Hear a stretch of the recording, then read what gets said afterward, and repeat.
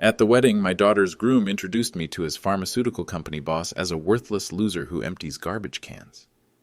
I'm Tony Williams, 64 years old, and have been in America for 35 years.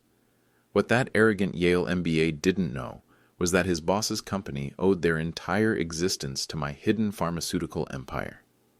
Every medical device they manufactured, every contract keeping them profitable, every supply chain preventing their bankruptcy, I controlled it all while driving my sanitation truck at 4:30 every morning. He had introduced me earlier to his executives as Maria's father who works in sanitation. Then during his wedding speech, he escalated to calling my immigrant heritage genetic contamination that would need to be bred out of his future children. But here's what Bradley Morrison learned that night. When you humiliate someone without knowing who they really are, you don't just destroy a relationship, you destroy yourself. If you're watching this, hit subscribe and tell me where you're from. Fellow immigrants especially, you'll understand this story. Here's how one wedding speech cost a man his entire career. Let me paint you the picture of how everyone saw me that day. I arrived at the Coral Gables Country Club in my 15-year-old Honda Civic. $85,000 they spent on this reception. I parked between a Porsche 911 Turbo with the license plate Pharma 1 and a Mercedes S-Class that cost more than most people's houses. I was wearing my only suit, a navy blue Joe's A-Bank special I bought in 2018 for my naturalization ceremony anniversary. My hands still showed the calluses from 30 years of lifting garbage bins. My work boots were polished, but they were still work boots. The other guests, pharmaceutical executives in $1,000 Italian suits, medical device manufacturers wearing Rolexes that cost more than my annual rent. Bradley's boss, Dr. Richard Hayes, chief scientific officer at Morrison Medical Systems, had flown in from Switzerland just for this wedding. When I walked into the cocktail hour, I heard the whispers. That's Maria's father, the garbage man. Can you believe she's marrying into the Morrison family? Bradley's being very generous, don't you think? First sign I was being looked down on. During cocktails, Bradley brought me over to meet the Morrison medical executives at the bar. Dr. Hayes, Dr. Morrison, I'd like you to meet Maria's father, Tony. He works in municipal waste management. He said it with that practiced smile politicians use when they're managing an embarrassing situation. Dr. Hayes shook my hand with the grip you give to children and elderly relatives. Pleasure to meet you, Mr. Williams. Essential services work is certainly important. 30 years this October, I replied. That's consistency, Doctor, Janet Morrison added, already looking around for someone more interesting to talk to. Bradley jumped in quickly. Tony's very dedicated to his route. Aren't you, Tony? Simple, reliable work. Nothing complicated about it. The pharmaceutical executives nodded politely, the way rich people do when they want to seem gracious about tolerating the help. Second sign.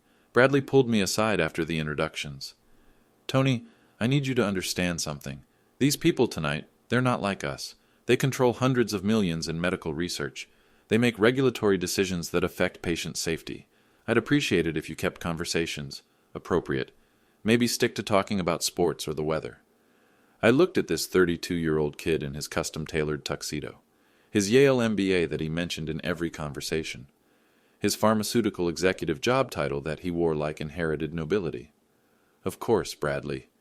I understand completely. He patted my shoulder like I was a well-trained pet. What Bradley didn't know was that I had every reason to stay patient. See, when you've spent 25 years carefully building a pharmaceutical empire through anonymous LLCs and offshore trust structures, you learn that invisibility is more powerful than recognition. I've been underestimated my entire life. When I arrived from Italy in 1989 on an H-1B visa, I couldn't speak English well enough to navigate the immigration office. I worked sanitation during the day, cleaned offices at night, and spent weekends in the University of Miami chemistry lab as a research assistant. People saw the accent, the work clothes, the tired eyes of a man working 80-hour weeks. They never saw the provisional patents I was filing, the pharmaceutical processes I was developing in borrowed lab time, the connections I was making with researchers who recognized innovation regardless of where it came from. My first patent, a water purification compound, came from watching industrial waste flow through Miami's drainage systems. Patent number 6,247,891, filed in 1997. Licensed to 3 pharmaceutical companies for a total of $2.3 million. But here's what really bothered me that night. It wasn't the condescension toward me. I dealt with that for decades. It was what Bradley had said to his groomsmen during the bachelor party last month. Maria told me later, tears in her eyes. At least the kids will get my superior genetics. We can breed out the inferior traits over a generation or two. My daughter, my future grandchildren, inferior traits. That's when I knew this conversation was inevitable. I watched Bradley work the room that night, name-dropping his pharmaceutical connections, bragging about Morrison Medical's supply chain expertise, talking about regulatory compliance. If only he knew who really designed Morrison Medical's supply chain protocols. But patience, Tony. Patience. The real education was about to begin. Let me tell you what silence would have cost me. If I stayed quiet that night, if I let Bradley's introduction and his upcoming speech slide like I had for the past 2 years, it wouldn't just affect me. It would poison my grandchildren's future. Maria was 3 months pregnant. She hadn't announced it yet, but I could see it in her face, the way she touched her stomach when she thought no one was looking. My first grandchild was growing inside her, and Bradley was already planning to erase half of that child's heritage. Inferior genetics. Those words echoed in my head as I watched Bradley charm the pharmaceutical executives. I thought about my grandson or granddaughter growing up hearing whispers about their contaminated bloodline, about how Daddy's side was pure American excellence, while Grandpa Tony's side was just immigrant desperation that needed to be bred out. But the financial stakes were even more complex than anyone realized. See, Bradley worked for Morrison Medical Systems. They manufactured high-end medical devices, surgical instruments, diagnostic equipment, hospital monitoring systems. Annual revenue? $420 million. Sounds impressive, right? What Bradley didn't know was that Morrison Medical depended on pharmaceutical compounds controlled by a web of companies I'd built over 25 years. Not directly. That would be too obvious and legally problematic. Instead, through a carefully constructed network of LLCs, offshore trusts, and licensing agreements. Williams Chemical Solutions, LLC, registered in Delaware, held the patents. Mediterranean Pharma Trust, domiciled in the Cayman Islands, owned the manufacturing rights. Bellecourt Industries, incorporated in Ireland, handled European distribution. And Miami Innovation Holdings, a Florida LLC, managed the licensing agreements. Morrison Medical thought they were dealing with 5 different suppliers across 3 continents. They had no idea that every contract, every patent license, every supply agreement ultimately flowed through entities I controlled. The beautiful part? It was completely legal. Anonymous LLC structures, offshore trust arrangements, and patent licensing networks are standard practice in the pharmaceutical industry. Everyone from Pfizer to Johnson & Johnson uses similar structures for tax optimization and liability protection, but it also meant Morrison Medical was more vulnerable than they realized. Their primary surgical coating compound came through Bellecourt Industries, my Irish subsidiary. Their electronic monitoring components were licensed through Mediterranean Pharma Trust, my Cayman Trust. Their diagnostic chemicals were supplied by Williams Chemical Solutions, my Delaware LLC. Total dependency, approximately 68% of Morrison Medical's critical manufacturing inputs. Bradley had been bragging all evening about Morrison Medical's diversified supplier base and risk mitigation strategies. He had no idea how concentrated their actual dependency was. If I moved to terminate these relationships, following proper legal procedures, of course, Morrison Medical would face what the pharmaceutical industry calls a supply chain cascade failure. Not an immediate shutdown, but a 60 to 90-day process that would gradually cripple their manufacturing capacity. Under FDA Drug Supply Chain Security Act, DSCSA regulations, pharmaceutical suppliers must provide 60 days notice for contract terminations involving critical compounds. That would give Morrison Medical time to find alternative suppliers, if any existed. But here's the problem. For 7 of their most critical compounds, I held the only patents. There were no alternative suppliers. Not in the United States, not in Europe, not anywhere. If I stayed silent, I wouldn't just be accepting disrespect. I'd be enabling a man who saw my heritage as genetic pollution to profit from innovations I developed while he was still in elementary school. The social stakes were just as serious. There were 280 guests at this wedding. 45 of them were pharmaceutical industry executives. These were people who controlled regulatory approvals, who made partnership decisions, who influenced hiring throughout the industry. If I let Bradley's comments pass without consequence, what message would that send? That immigrants were acceptable targets? That success in America came with the right to humiliate those who built the infrastructure you depend on. But I also had to be careful. Unlike the movies, you can't just destroy someone's career with a phone call. The pharmaceutical industry is heavily regulated, closely monitored, and legally complex. Any action I took would have to be methodical, documented, and defensible. The final stake was personal reputation, not Tony Williams, sanitation worker, but the anonymous architect behind some of the pharmaceutical industry's most important innovations. For 25 years, I deliberately stayed invisible. Patent filings listed corporate entities, not personal names. Licensing agreements went through law firms and shell companies. Even my biggest innovations were attributed to the research teams that developed them further. I'd sacrificed recognition to build something bigger than ego. But now Bradley was forcing me to choose between continued invisibility and protecting my family's dignity. Some choices make themselves. Tonight, the invisible hand that shaped Morrison Medical's destiny was about to become visible. And Bradley Morrison was about to learn that in the pharmaceutical industry, your biggest supplier might be sitting right next to you wearing a Jose, bank suit, and work boots. The first confrontation happened during dinner service, and it started exactly as I expected it would. Bradley was getting anxious. The Morrison Medical executives at Table 3 were deep in conversation about their upcoming IPO, and he wasn't part of that discussion. So he did what insecure people always do. He tried to elevate himself by diminishing someone else. "Tony," Bradley called out across the room, loud enough for the pharmaceutical executives to hear. "Come over here for a minute." I walked over to the head table where Bradley was sitting with his groomsmen and several Morrison Medical mid-level managers. "Tony, we were just talking about the pharmaceutical industry. Fascinating stuff, right? All that complex regulatory framework and international compliance." His groomsmen chuckled. They knew what was coming. "Very complex," I agreed. "I was telling everyone how you've always been interested in business, even though you never really had the opportunity to participate at a professional level." The first cut. Precise and calculated. "Participation takes many forms," I said quietly. True. But let's be honest. There's a big difference between reading about an industry and actually working in it. Between understanding concepts theoretically and navigating real-world regulatory challenges. One of his groomsmen, a pharmaceutical sales rep named Kevin, jumped in. "The FDA approval process alone takes specialized expertise, supply chain compliance, patent law, international licensing agreements." "Chemistry is fascinating," I said. "Patent applications, regulatory filings, corporate structure optimization." Bradley's laugh was too loud, performed for the Morrison Medical managers who were now listening. "See what I mean? Tony reads everything he can get his hands on. Forbes, Wall Street Journal. He memorizes business terms."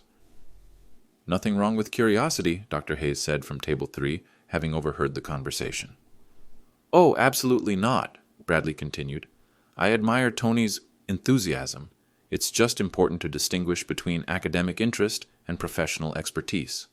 The second cut. Deeper this time. "For instance," Bradley continued, warming to his theme, "Tony probably thinks he understands how pharmaceutical supply chains work because he's read articles about them. But the reality involves international law, regulatory compliance, intellectual property licensing." "Morrison Medical has interesting supply relationships," I said casually. "Multiple jurisdictions, if I remember correctly." Kevin looked surprised. "How did you know that?" Bradley stepped in quickly. "Tony memorizes everything he reads. Tell them about your favorite magazines, Tony." "I prefer patent databases. More specific information about intellectual property ownership and licensing structures."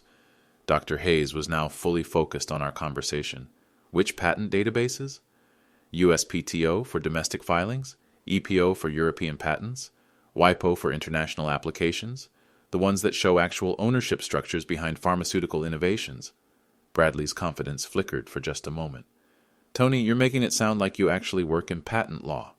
"I didn't say I worked in patent law." "What did you say?" I looked around the group, 8 people now hanging on every word. "I said I understand ownership structures." Kevin leaned forward. "What kind of ownership structures?" "The kind where pharmaceutical companies license critical compounds without knowing who actually owns the patents." The table went quiet. Dr. Hayes stood up and walked over from Table 3. "Mr. Williams, that's remarkably specific knowledge for someone outside the industry." Bradley jumped in. "Tony reads a lot. Sometimes he gets confused about what he thinks he knows versus what he actually understands." The third cut. But this one felt different. I pulled out my phone and opened my notes app. Dr. Hayes, Morrison Medical licenses several compounds through Bellecourt Industries, correct? Dr. Hayes's eyebrows shot up. How could you possibly know that? Those are confidential licensing relationships. And those licenses are structured through Irish corporate entities for tax optimization? Dead silence. Bradley was staring at me like I'd started speaking in tongues. Tony, what are you doing? I'm discussing intellectual property licensing structures. Isn't that what we were talking about? Dr. Hayes sat down at our table. Mr. Williams, I need to ask you directly. How do you know about our licensing arrangements? Because I read patent filings very carefully. Patent filings don't show specific licensing terms. I looked at Bradley. His face was flushed red, and I could see sweat beading on his forehead. You're right, Dr. Hayes. Patent filings show ownership. Licensing terms are separate agreements. Then how? Patent filing 6,247,891. Water purification compound. Filed 1997, granted 1999. Licensed to Morrison Medical through Bellecourt Industries in 2019. Dr. Hayes was scrolling frantically through his phone now. That's one of our critical coding compounds. Patent filing 7,889,234. Electronic monitoring stabilizer. Filed 2003. Granted 2005. Licensed to Morrison Medical through Mediterranean Pharma Trust in 2020. Kevin was taking notes. How do you know these specific patent numbers? Bradley's voice cracked. Tony, you're embarrassing yourself. These people are actual pharmaceutical executives. Patent filing 8,445,167. Diagnostic enhancement matrix. Filed 2008, granted 2010. Licensed to Morrison Medical through Williams Chemical Solutions in 2021. The silence stretched for 10 seconds. 20, 30. Dr. Hayes looked up from his phone. All 3 patents check out, filed by the entities you mentioned. Morrison Medical licenses approximately 47 pharmaceutical patents through various corporate structures. Total annual licensing fees, approximately $18 million. Bradley laughed, but it sounded forced now. Tony, you can't seriously be claiming that you know anything about multi-million-dollar licensing agreements. I stood up and straightened my jaws. A bank suit jacket. I'm not claiming I know anything about those licensing agreements, Bradley. Good, because I'm claiming I drafted them. The reaction was immediate, but controlled. Dr. Hayes didn't drop his phone this time. Instead, he set it down very carefully and looked at me with the focused attention of a man trying to solve a puzzle that could cost his company millions. That's... Dr. Hayes started, then stopped. Then, that's a serious claim, Mr. Williams. It is, I agreed. Would you like me to provide documentation? What kind of documentation? I pulled out my wallet, the same worn leather wallet I'd carried for 15 years, and removed a business card. Not fancy cardstock this time. Just a simple white card with black text. A. Williams, patent consultant. Dr. Hayes took the card carefully. This could be anyone's card. It could be, I agreed. Would you like me to call the law firm that handles the licensing agreements? Which law firm? Hernandez, Martinez, and Associates. They've been handling my intellectual property matters since 1998. Bradley was staring at me like I'd grown a second head. Tony, you can't possibly have a relationship with a major IP law firm. Small firm, actually, but very specialized in pharmaceutical patents. I pulled out my phone and dialed a number I knew by heart. Mr. Martinez, this is Tony Williams. I'm at my daughter's wedding, and I have some Morrison Medical executives here who'd like to verify some patent information. A familiar voice came through the speaker. Of course, Mr. Williams. Which patents do they need verified? Dr. Hayes leaned forward. Mr. Martinez, this is Dr. Richard Hayes from Morrison Medical. We'd like to verify the ownership of patent 6,247,891. Water purification compound, filed 1997. That's one of Mr. Williams' early patents, currently licensed to Morrison Medical through Bellecourt Industries. Annual licensing fee, $2.3 million. The pharmaceutical executives at our table exchanged glances. And patent 7,889,234? Dr. Hayes continued. Electronic monitoring stabilizer. Also Mr. Williams' patent, licensed through Mediterranean Pharma Trust. Annual fee, $4.7 million. Kevin was scribbling notes frantically. Mr. Martinez, how many patents does Mr. Williams hold? Current active patents, 47. Filed between 1997 and 2024. Total annual licensing revenue, approximately $38 million. Bradley's voice was barely a whisper. This can't be real. I looked at my watch. 8:15 p.m. The wedding speeches were scheduled to begin in 15 minutes. Mr. Martinez, thank you. We'll speak next week about the Morrison medical contract review. Contract review? Dr. Hayes asked sharply. Routine compliance evaluation. All licensing agreements include periodic reviews for regulatory compliance and partnership standards. I hung up and looked around the table. 8 faces staring at me with varying degrees of shock, confusion, and concern. Dr. Hayes, I said quietly, I should probably mention something else. What now? The patent licensing agreements include ethical compliance clauses. What kind of clauses? Licensees must maintain professional standards consistent with pharmaceutical industry regulations and patient safety requirements. Dr. Hayes was suddenly very focused. Meaning what exactly? Meaning discriminatory behavior by licensee employees can trigger contract review procedures. Bradley stood up abruptly. Are you threatening Morrison Medical because of a conversation at a wedding? I'm not threatening anyone, Bradley. I'm explaining how pharmaceutical licensing agreements work. But if someone were to, hypothetically, demonstrate discriminatory behavior, I looked at Bradley, then back at Dr. Hayes.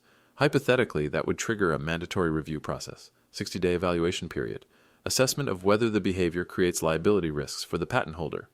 And if the review determines there are liability risks, then the licensing agreement includes termination clauses, with appropriate notice periods, of course. The silence stretched between us. Dr. Hayes, I continued, I should also mention that pharmaceutical industry licensing networks share compliance information. Meaning what? Meaning if one company's employee creates liability issues, other patent holders in the network are notified, for their own risk assessment purposes. Bradley sat down heavily.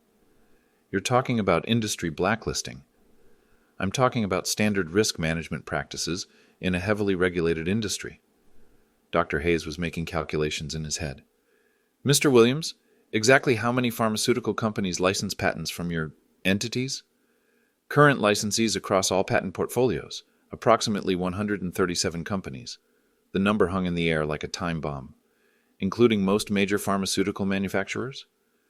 Including most companies that matter in the pharmaceutical industry. Bradley's face had gone completely white. But that's all theoretical, of course, I said, standing up. Just business discussions between colleagues. I straightened my suit jacket and smiled. Now, I believe the wedding speeches are about to begin. At 8:30 p.m. sharp, Bradley stood up to give his wedding speech. The revelation about my patent portfolio had shaken him, but not humbled him. If anything, it seemed to make him more determined to assert his superiority. Some people learn from shock. Others double down on their prejudices. Bradley was definitely a doubler down. 280 guests turned their attention to the head table. The pharmaceutical executives from Morrison Medical sat at table 3, wine glasses raised, still processing what they'd learned during dinner about my patent licensing empire. Ladies and gentlemen, Bradley began, his voice carrying across the ballroom with practiced confidence, tonight is about more than just a wedding. It's about the joining of 2 families, 2 backgrounds, 2 very different approaches to success. I sat at the family table watching him carefully. My phone was discreetly recording everything, a habit I'd developed during 25 years of patent negotiations. Maria and I represent something beautiful about America, the opportunity for advancement through education, strategic thinking, and understanding how complex systems really work. A few polite chuckles from the crowd. Bradley was warming up, finding his rhythm. Now I know some of you have met Maria's father, Tony. He's lived quite an interesting life. 35 years in America, working his way up from absolute poverty, and I mean that literally. Absolute poverty. The first warning sign. His tone was shifting from celebration to something else. Tony works in sanitation. He drives a garbage truck through the streets of Miami every morning at 4:30 a.m., rain or shine, for 30 years. That's dedication. That's the kind of work ethic we all claim to admire. Polite applause. But I could feel the energy in the room changing. But tonight isn't just about honoring manual labor. It's about celebrating intellectual advancement, Maria's advancement. Our children's genetic advancement. He paused for effect, looking directly at me. See, what makes America great isn't just that anyone can work hard. It's that the smartest, most capable people can rise above their circumstances. And tonight, Maria is rising significantly above her circumstances. Dr. Hayes was shifting uncomfortably in his chair. The other pharmaceutical executives were beginning to sense what was coming. Maria is joining a family that understands complex industries at the highest levels. A family that operates in boardrooms, not garbage trucks. A family that speaks the language of pharmaceutical innovation and regulatory science. The condescension was becoming unmistakable now. Now, I want to be clear. There's absolutely nothing wrong with Tony's background. Manual labor serves an important function in society. But let's be realistic about the intellectual differences between our families. Uncomfortable whispers started at the back tables. Tony represents old-world thinking. Work harder, not smarter. Keep your head down. Be grateful for whatever opportunities come your way. Accept your place in the social hierarchy. Bradley's voice was getting louder, more confident. The alcohol and adrenaline were taking over. But Maria and I represent New World intelligence, innovation over imitation, leadership over labor, building intellectual empires instead of just cleaning up after them. Several audible gasps from the crowd. This was going beyond poor taste. I know Tony might feel intellectually overwhelmed tonight, being around pharmaceutical executives, regulatory scientists, people who make decisions affecting millions of patients, and that's understandable. Dr. Hayes was typing rapidly on his phone. Other pharmaceutical executives were exchanging concerned glances, because the truth is, success in modern America isn't just about physical work anymore. Anyone can lift garbage cans. Success requires understanding complex regulatory frameworks, international patent law, sophisticated corporate structures. The room was getting quieter, more tense. Things that frankly require a certain level of genetic intellectual capacity, educational background, cultural sophistication. Maria started to stand up. I gently placed my hand on her arm and shook my head. Now, I don't want anyone to think I'm not grateful for Tony's contribution to our family gene pool, but I think it's important to be honest about what our children will inherit. The pharmaceutical executives at table 3 were staring at their plates. This was becoming professionally embarrassing. See, when you're building a family, when you're thinking about children and grandchildren, you have to consider genetic realities. What intellectual advantages or cultural disadvantages get passed down? The crowd was completely silent now. 280 people watching a man destroy himself in real time. Maria is getting a genetic upgrade tonight. From a world of manual labor and broken English to pharmaceutical innovation and international business sophistication. The silence was absolute. Even the catering staff had stopped moving. And our children will inherit my family's intellectual capacity, educational advantages, and cultural refinement. And from Tony's side, well, they'll learn the value of persistence. He paused, looking directly at me with what he probably thought was generous acknowledgement. Because that's what America is about. Taking the useful genetic traits from different backgrounds and gradually improving the bloodline over generations. Maria was crying now, not tears of joy, tears of humiliation and rage. So when I look at Tony tonight, I don't see genetic contamination. That would be too harsh. I see genetic raw material that my family can refine and improve over time. The words hung in the air like toxic gas. I see a future where our children speak perfect, unaccented English, where they understand complex intellectual concepts, where they don't have to worry about cultural barriers or being perceived as foreign. Dr. Hayes buried his face in his hands. Ladies and gentlemen, tonight marks the beginning of a genetic improvement project, taking the work ethic of Italian immigration and combining it with the intellectual superiority of American pharmaceutical leadership. The crowd was horrified. Several people were already gathering their purses and coats. So let's raise our glasses to Maria, who had the intelligence to marry up genetically, to bloodlines that improve over generations through strategic breeding, and to a future where our children won't have to empty garbage cans to survive. He raised his champagne glass toward me in a mock toast. To Tony Williams, whose greatest genetic contribution is raising a daughter smart enough to escape his intellectual limitations. The silence was absolute. 280 people holding their breath, waiting to see what happened next. I stood up slowly. Every eye in the room turned to me. "Thank you, Bradley," I said, my voice carrying clearly across the silent ballroom. "That was very educational." Bradley's smile faltered slightly. Tony, you don't need to respond. Actually, I do need to respond. I reached into my jacket and pulled out my phone. Because you mentioned something interesting about intellectual capacity and genetic improvement. I touched the screen and activated the recording function, then put the phone on speaker. Ladies and gentlemen, since Bradley seems so interested in intellectual capacity and genetic superiority, I'd like to share some information about pharmaceutical innovation. Bradley's face went white. What are you doing? I'm giving everyone an education about where pharmaceutical innovations actually come from. I looked around the room at 280 stunned faces, and about what happens when someone with actual intellectual capacity decides to stop being invisible. I didn't use dramatic phone calls this time. Real pharmaceutical business doesn't work like that. Instead, I pulled out my worn leather wallet and removed a single document I'd been carrying for 27 years. My first patent certificate, now yellowed with age. "Bradley," I said, my voice calm and measured, "you mentioned genetic intellectual capacity.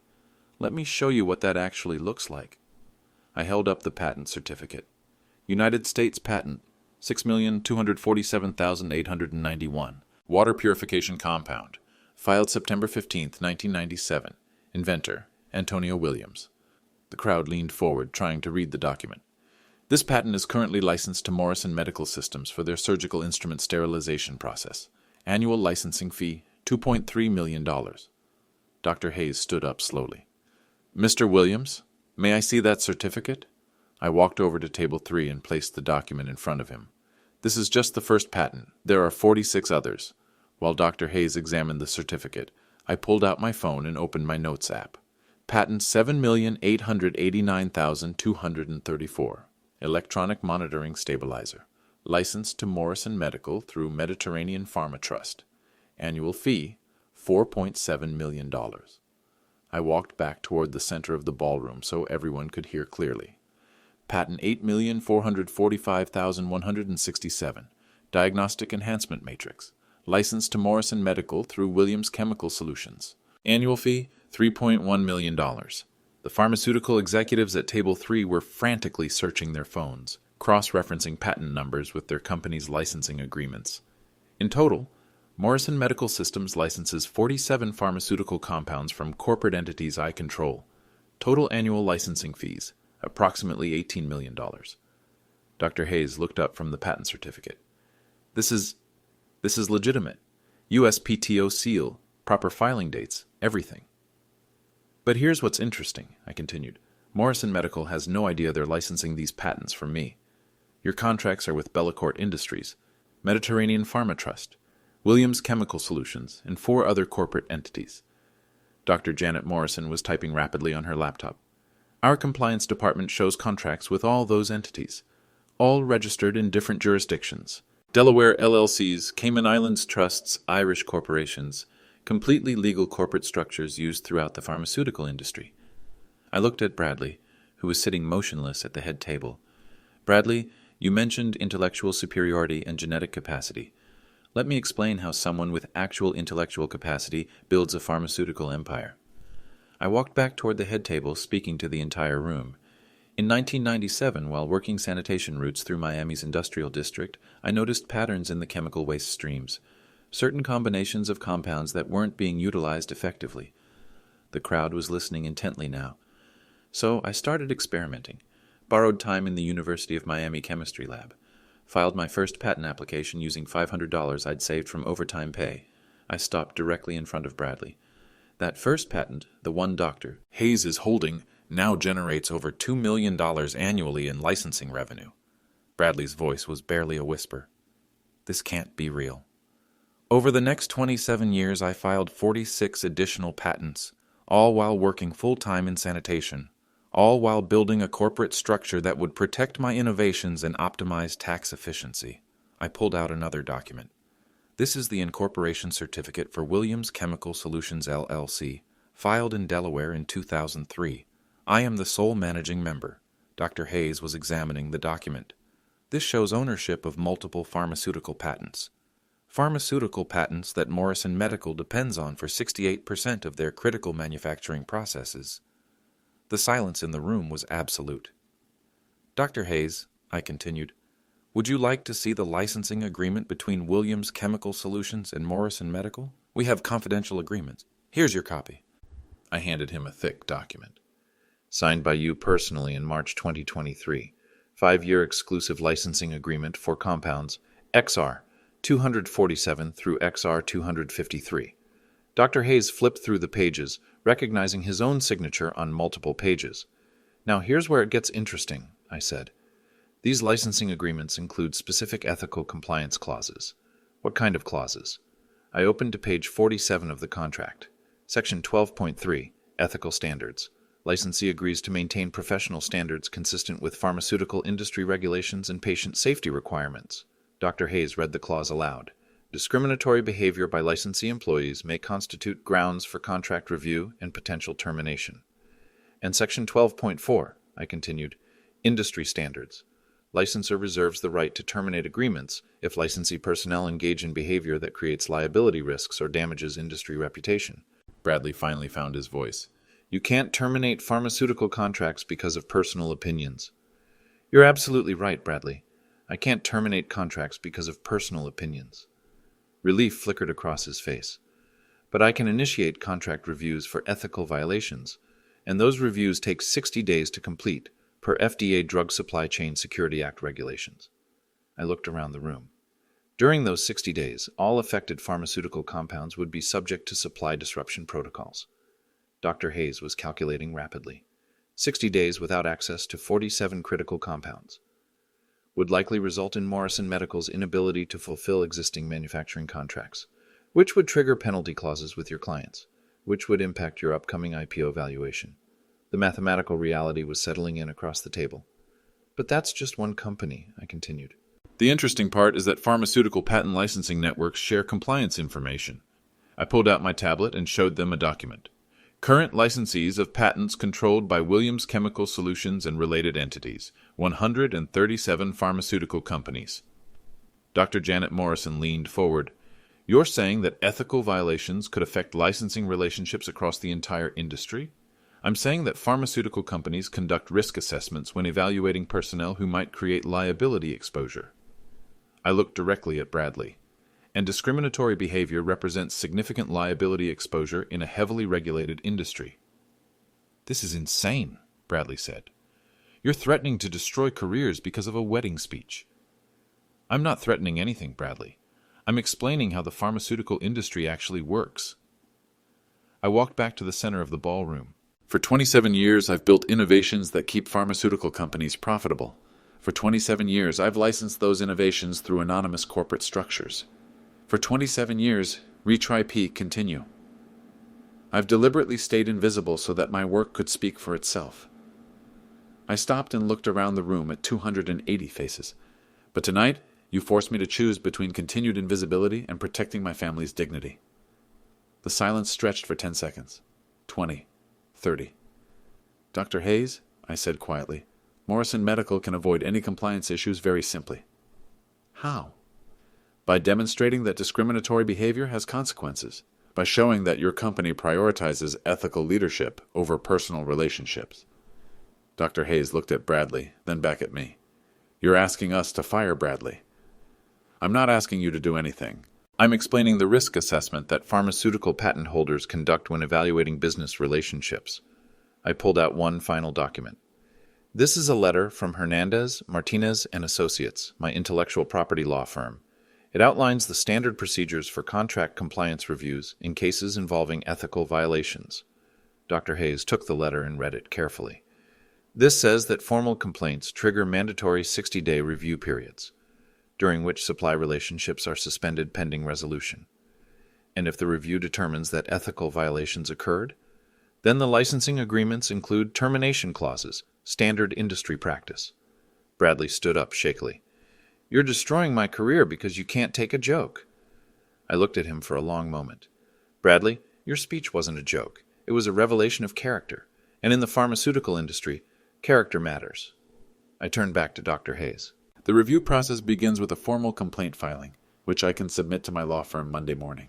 Or Morrison Medical can demonstrate that ethical violations have immediate consequences. that discriminatory behavior is incompatible with pharmaceutical industry standards. The choice hung in the air between us. Dr. Hayes looked around the table at his colleagues, then pulled out his phone. "I need to call an emergency board meeting." "Dr. Hayes," I said softly, "there's one more thing you should know." "What now?" "If Morrison Medical chooses to address this situation proactively, Williams Chemical Solutions would be interested in expanding our licensing relationship." His eyebrows raised. "Expanding how?" "I have 17 additional patents in development, compounds that could revolutionize medical device manufacturing, currently unlicensed." I paused. "But only available to companies that demonstrate commitment to ethical leadership." Dr. Hayes was doing rapid calculations. What would expanded licensing look like? Exclusive 5-year agreements, total value approximately $50 million annually, $25 million increase over current licensing fees. The number hung in the air like a golden carrot. But available only to companies that prove they prioritize patient safety through ethical employment practices. Bradley was staring at me like I was a stranger. "You're bribing them to fire me." "I'm offering expanded business relationships to companies that meet pharmaceutical industry ethical standards." I looked around the room one final time. "Ladies and gentlemen, what you've witnessed tonight is how the pharmaceutical industry actually operates. Innovations come from unexpected places, business relationships depend on trust and character, and ethical violations have real consequences." I walked back toward my family table. "The choice is simple, Dr. Hayes. Morrison Medical can keep an employee who publicly demonstrated discriminatory behavior, or they can partner with the patent holder who controls 68% of their critical manufacturing processes." I sat down next to Maria, who was still processing everything she'd learned about her father. "But that choice has to be made in the next few minutes. Because I have a conference call with my legal team at 10 p.m. tonight." Dr. Hayes looked at his watch. 9:45 p.m. 15 minutes to decide whether Morrison Medical prioritizes personal loyalty or business survival. The silence in the ballroom was complete. Bradley was sitting alone at the head table, finally understanding that he'd just forced a choice between his career and his company's future, and everyone in the room knew which choice would be made. The decision came faster than I expected. Dr. Hayes didn't need 15 minutes. He needed 15 seconds to run the math. Lose one employee who'd become a liability, or lose $18 million in annual licensing fees plus $50 million in potential new business.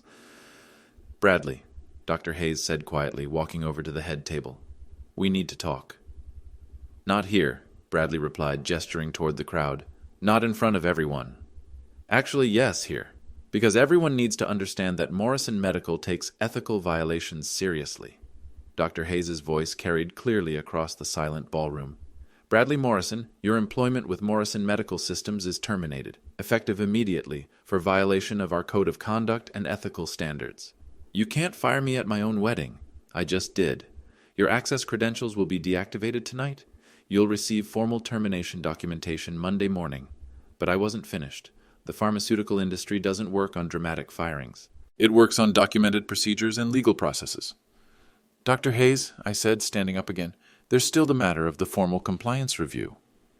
"What do you mean?" I pulled out my phone and dialed my law firm. "Mr. Martinez, this is Tony Williams. We need to initiate a standard compliance review for Morrison Medical Systems." My lawyer's voice came through the speaker.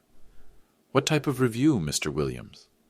"Ethical standards review under Section 12.3 of our licensing agreements. Discriminatory behavior by licensee personnel." "Standard 60-day review period?" "Standard procedure. Morrison Medical will receive formal notification Monday morning, along with documentation of the violations." Dr. Hayes looked concerned. "What happens during the review period?" Mr. Martinez answered, "Williams Chemical Solutions and related entities will suspend new licensing agreements pending review completion.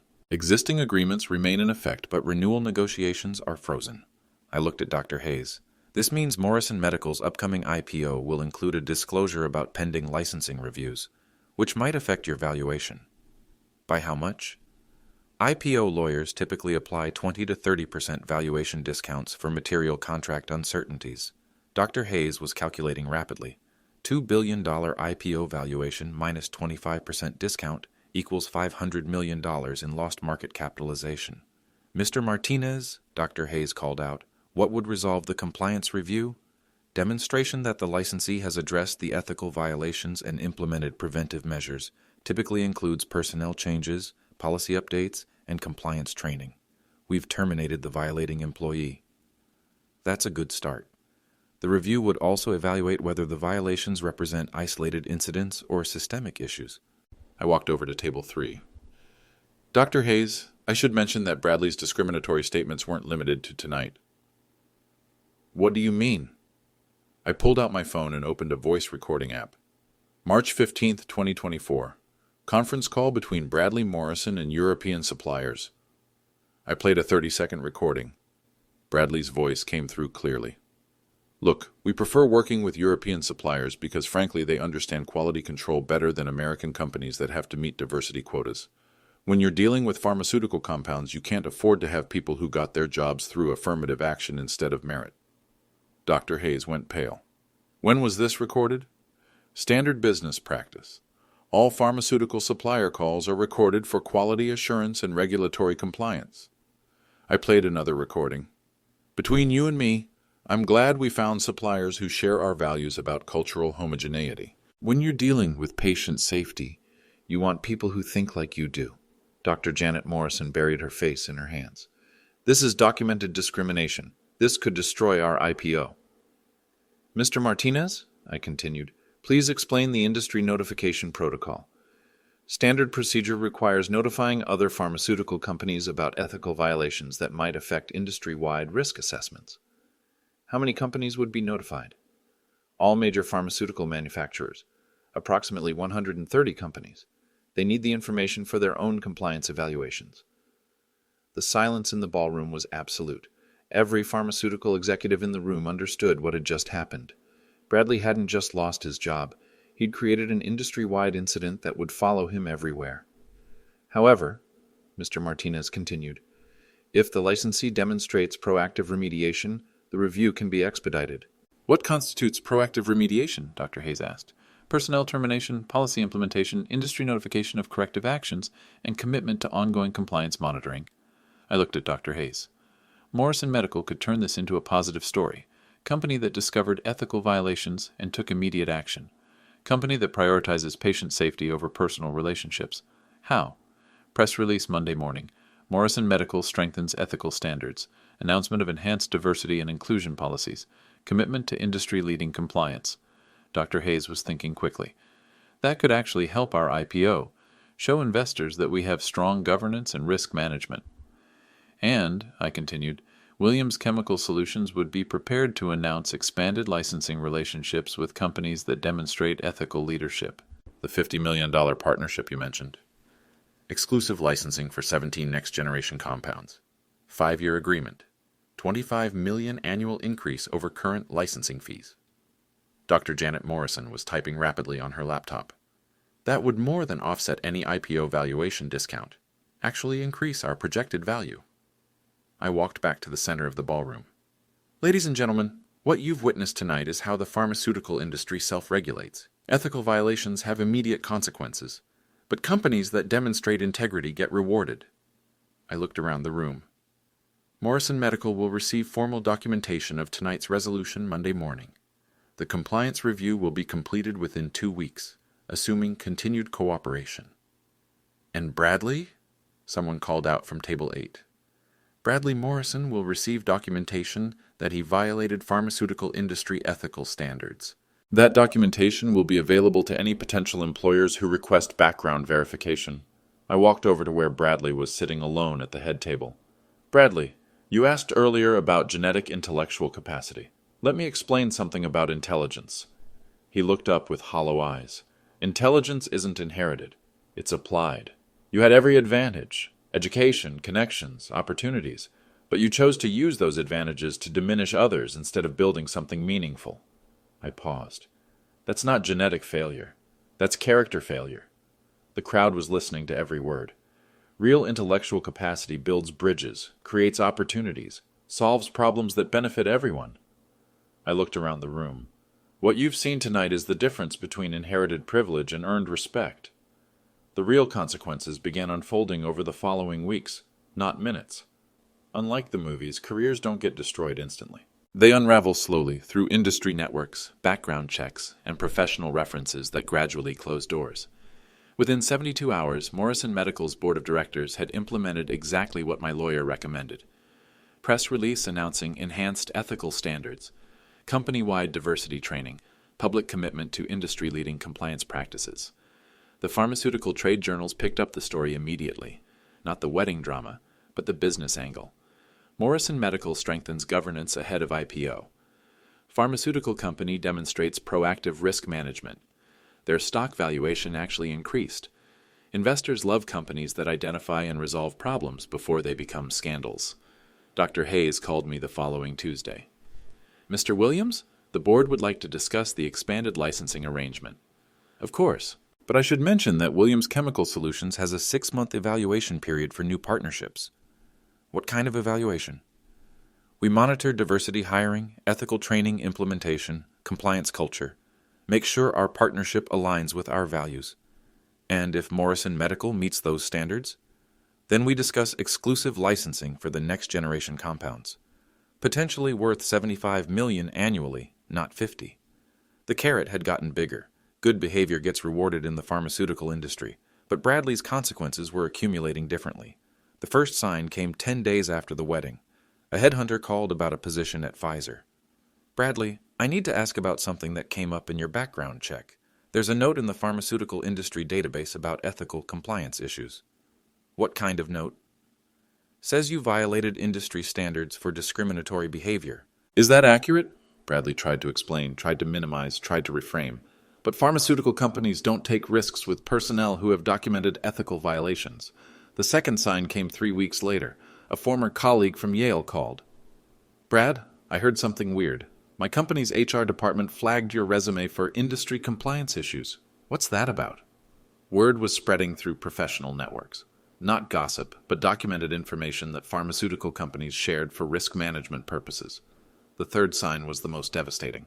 A job offer from a medical device startup got rescinded after the background check. Mr. Morrison, we've discovered that you're listed in the pharmaceutical industry ethics database. Our insurance company won't cover employees with documented compliance violations. That's when Bradley realized the full scope of what had happened. It wasn't just about one job, or one company, or one industry conversation. The pharmaceutical industry had collectively decided he was too risky to employ. Meanwhile, Maria was making her own decisions. She filed for divorce 6 weeks after the wedding. Not because of the public humiliation, but because of what she'd learned about the man she'd married. Dad, she told me during one of our weekly dinners, it wasn't the speech that convinced me. It was watching him try to blame everyone else afterward. No accountability, no remorse. Just anger that his actions had consequences. And the pregnancy? I'm keeping the baby, but raising them with values you taught me, not the ones Bradley demonstrated. She paused. And I want them to know their grandfather's real story. Not the sanitation worker story, but the immigrant innovator story. That's when I made a decision I'd been avoiding for 27 years. Mija, would you like to work at Williams Chemical Solutions? Doing what? You have a chemical engineering degree. We need someone to head our next generation compound development program. Dad, I can't just get hired because I'm your daughter. You won't be. Dr. Chen will interview you. The board will evaluate your qualifications. You'll start as a junior researcher and earn your promotions. And if I'm not good enough, then you'll find another job like everyone else. But I suspect you inherited the right kind of intelligence. She started work 8 weeks later. Entry-level position, same salary as any new engineering graduate, but with access to some of the most innovative pharmaceutical research in the industry. 6 months after the wedding, Morrison Medical completed their IPO at a valuation 15% higher than originally projected. Investors were impressed by their proactive ethical standards and expanded licensing partnerships. Bradley Morrison was working as a quality control inspector at a generic drug manufacturer in Ohio. Annual salary, $47,000. No stock options, no advancement prospects, no involvement in pharmaceutical innovation. His Yale MBA was effectively worthless in the pharmaceutical industry. Too risky to hire, too expensive to retrain for other industries. But the most important consequence was cultural. The pharmaceutical industry started implementing what they called Williams Standards, enhanced ethical screening for all personnel involved in patient safety. named after the anonymous patent holder who demonstrated how discriminatory behavior creates liability risks. They had no idea the standards were named after a sanitation worker from Little Havana, which was exactly how I preferred it. Real change happens quietly, through systems and standards, not speeches and dramatic gestures. The industry became more ethical, patients became safer, and discriminatory behavior became professionally suicidal. All because someone finally called out genetic superiority theories for what they really were, character deficiencies disguised as intellectual advantages. 2 years later, I still drive Route 23B through Little Havana every morning at 4:30 a.m.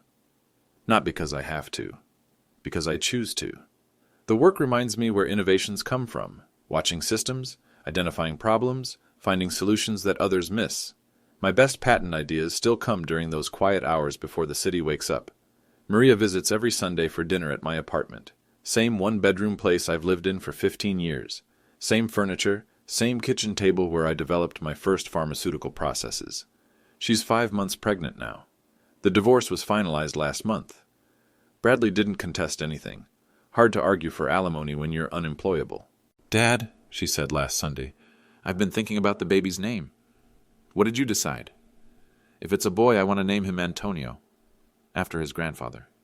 And if it's a girl, Antonia, so she'll know that intelligence comes from character, not genetics." We were sitting at the same kitchen table where I'd drafted my first patent application 27 years ago. Now Maria was working on her own patent applications, 3 innovative compounds that could revolutionize cancer treatment. "Mia, I want to tell you something about that night. The wedding? I wasn't trying to destroy Bradley's career. I was trying to protect your future, your children's future." "I know, Dad, but I also want you to understand something else. Power isn't about revenge.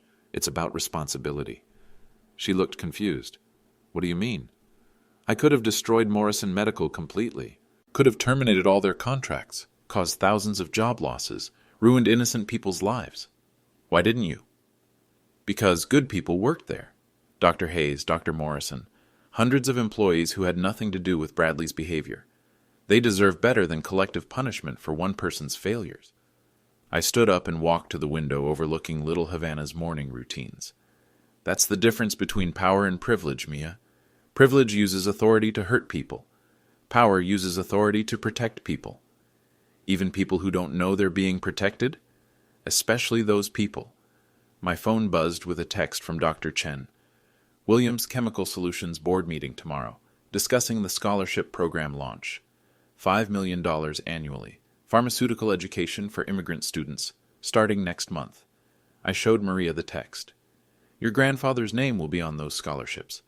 "Antonio Williams Memorial Scholarship? No, just A. Williams Innovation Fund, anonymous like everything else." She smiled. "Some traditions are worth keeping." Outside, my sanitation truck was parked in its usual spot.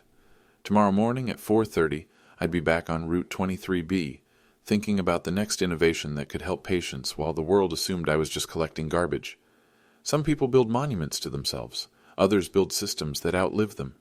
I chose systems. If you've made it this far, thank you for listening. Hit subscribe and let me know where you're watching from. Fellow immigrants especially, your stories matter more than you realize. Remember, true power doesn't announce itself. It just makes the world a little better, one innovation at a time.